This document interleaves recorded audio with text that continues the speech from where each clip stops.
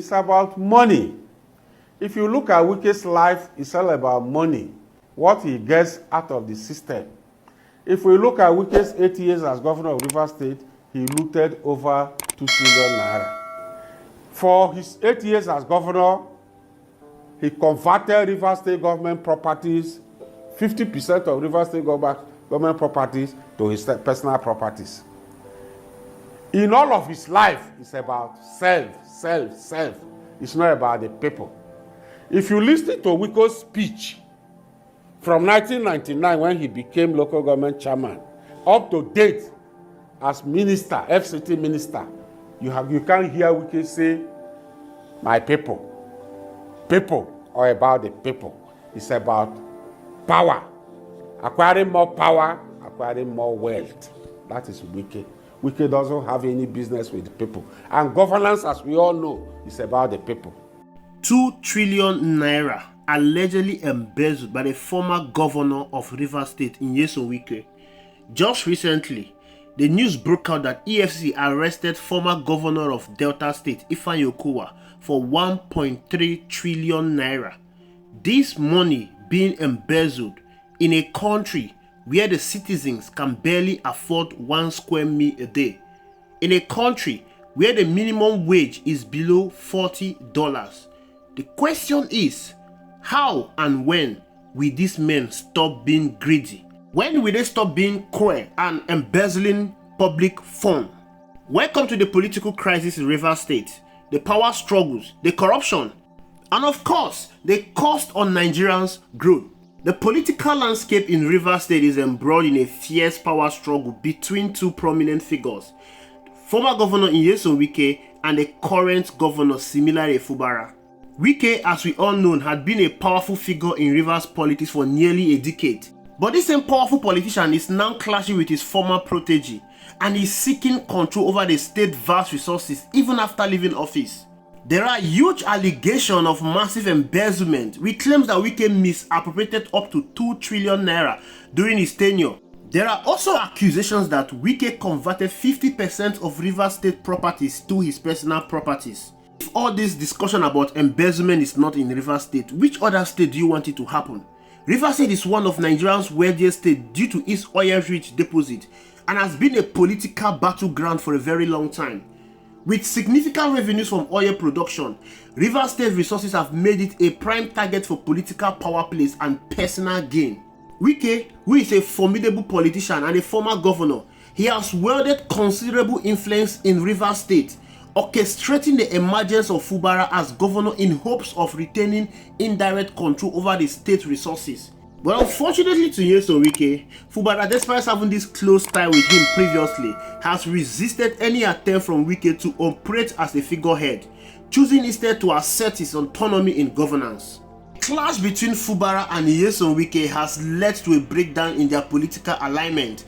But however, Nyesom Wike, who is a current minister under President Bola Ahmed Tinubu, is allegedly using his newfound federal power to maintain leverage over Rivers State affairs. Of course, he's been accused of buying court orders, of which we have a federal high court interfering in the affairs of Rivers State, stopping revenue allocation to Rivers State.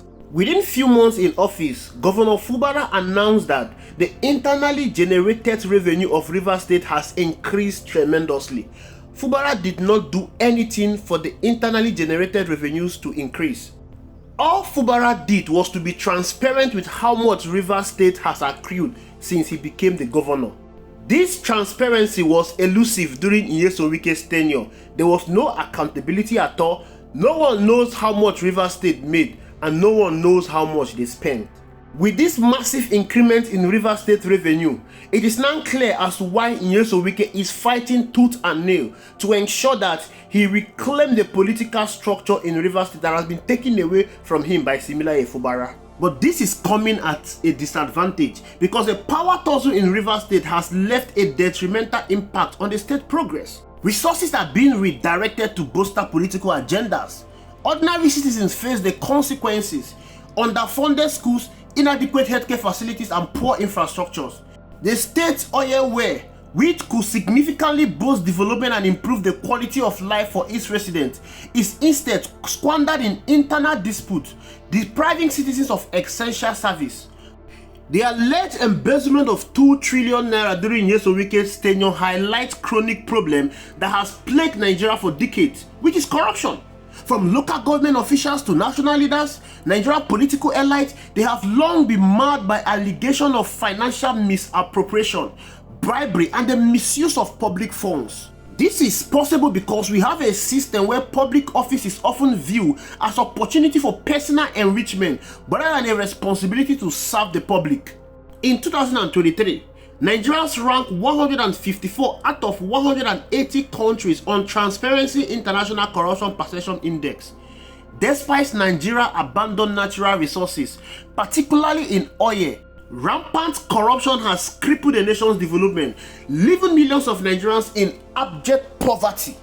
Public funds that could be invested in critical areas like education, healthcare, and infrastructure, they are being diverted into private accounts while the government struggles to meet the needs of its people. How can one man embezzle 2 trillion naira in a single state of the federation? When we talk about corruption, it seems it is a new thing. This is not a new thing. Corruption in Nigeria is as old as Nigeria itself. This long-standing issue of corruption has eaten deep into our fabrics. It's a deep-rooted structural issue. It shows lack of accountability and our weak judicial enforcement that have allowed corrupt officials to escape consequences of their misdeeds, and this has embedded others to misuse public funds without fear of repercussions. The circle of corruption, it shows a culture of impunity, with public office holders more focused on amassing personal wealth than building a sustainable future for Nigeria. EFCC recently arrested Okowa. Okowa is a PDP governor. He embezzled 1.3 trillion naira. Till date, EFCC, they are yet to investigate Nyesom Wike tenure because Nyesom Wike is in APC and he is a federal minister in FCT under APC regime.